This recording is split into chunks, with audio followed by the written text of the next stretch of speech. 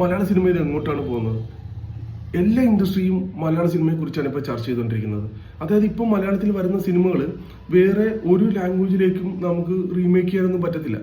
കാര്യം അത്രയും നന്നായിട്ടാണ് നമ്മുടെ സംവിധായകന്മാർ സിനിമ ചെയ്തു വെക്കുന്നത്, തിരക്കഥാകൃത്തുക്കൾ അവരുടെ ജോലി ചെയ്തു വെക്കുന്നത്, നമ്മുടെ അഭിനേതാക്കൾ അഭിനയം കാഴ്ചവെക്കുന്നത്. വേറെ ലെവലിലേക്കാണ് സിനിമ പോയിക്കൊണ്ടിരിക്കുന്നത്. അത്ര സന്തോഷമാണ് എനിക്ക് ഈ സിനിമ കണ്ടപ്പോൾ തോന്നിയത്. അതായത് വളരെ ചെറിയൊരു സിനിമ, അതായത് ഒരു ഷാപ്പിൽ നടക്കുന്ന ഒരു കൊലപാതകം, അത് അന്വേഷിക്കാൻ വരുന്ന കുറച്ച് പോലീസുകാർ, അവരുടെ അന്വേഷണം, ഇത് മാത്രമാണ് സിനിമ. പക്ഷെ ഈ സിനിമയുടെ കഥ പറച്ചിലാണ് വ്യത്യസ്തം. ഒരു നല്ല തിരക്കഥ, നല്ല മ്യൂസിക്, നല്ല സിനിമാറ്റോഗ്രാഫി, നല്ല ക്യാരക്ടർ സെലക്ഷൻ, നല്ല ക്യാരക്ടർ പ്ലേസ്മെന്റ്, പിന്നെ പണിയറിയാവുന്ന ഡയറക്ടർ. സിനിമ വേറെ ലെവലിലേക്ക് പോയി. ഈ സിനിമ കണ്ടപ്പോൾ ആട്ടം സിനിമയെ കുറിച്ച് ഒന്ന് ഓർത്തുപോയി.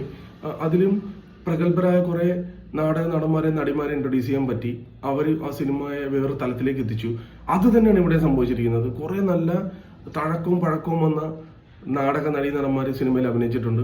അവരെല്ലാം കൂടെ സിനിമയെ വേറെ തലത്തിലേക്ക് കൊണ്ടുവന്നു. പിന്നെ ബേസിൽ ഇംപ്രൂവായി വരുന്നു. പുള്ളിയുടെ സ്ക്രിപ്റ്റ് സെലക്ഷന് മാത്രം കൊടുക്കണം കയ്യടി. ചെമ്പൻ കുറെ നാളായി കണ്ടിട്ട്, പക്ഷെ മാറ്റി കൂടി വരുന്നു. സൗബിൻ കിട്ടിയ റോള് ഭംഗിയാക്കി ജീവിച്ചു കാണിച്ചു.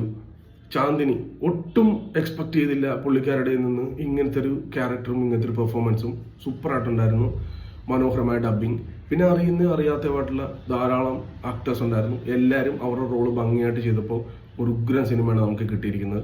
എല്ലാവർക്കും ഇതേ അഭിപ്രായമാവുമെന്ന് എനിക്കറിയില്ല. പക്ഷെ ഒരു കാര്യം ഞാൻ പറയാം, മലയാളത്തിൽ ഇതുപോലത്തെ ഒരു ഇൻവെസ്റ്റിഗേഷൻ ഡ്രാമ ഉണ്ടായിട്ടില്ല. ഇതുപോലെ കഥ പറയുന്ന ഒരു സിനിമ ഉണ്ടായിട്ടില്ല എന്നുള്ള കാര്യം ഉറപ്പാണ്. സിനിമയിൽ എനിക്ക് ഏറ്റവും ഇഷ്ടപ്പെട്ട 2 സീനുകൾ പറയാം. ഒന്ന് മൂത്രപ്പുരയിൽ കിടന്നിട്ടുള്ള ഇടിയും, പിന്നെ ബേസിലിന്റെ ഫോൺ ചെയ്തുകൊണ്ടുള്ള ഒരു ബൈക്ക് റൈഡും.